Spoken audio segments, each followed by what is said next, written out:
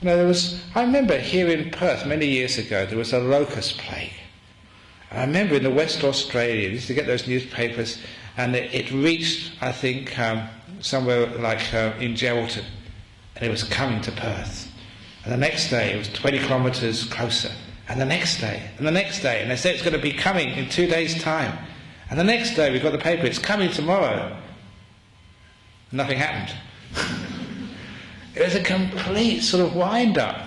Because I think, you know, the locusts, whatever, they decided to go somewhere else. They didn't like Perth, I don't know why. But whatever it was a complete build-up of fear. And too much of what we're afraid of is because of the fear, because of the worry. This is actually what harms our happiness and cripples our ability to respond appropriately. And very often what happens with fear is what you're afraid of, you actually make happen. Strange thing, but this is what fear does. We're worried, and sometimes we make it happen. We create our fears, and we create what we're afraid of.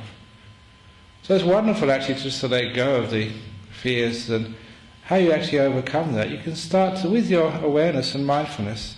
It's like the simile of a train.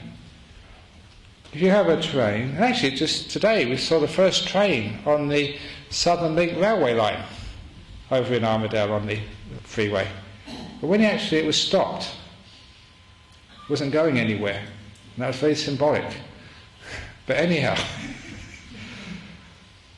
whenever a train is stopped, when it starts, it's very easy to put a brake on and stop it almost immediately.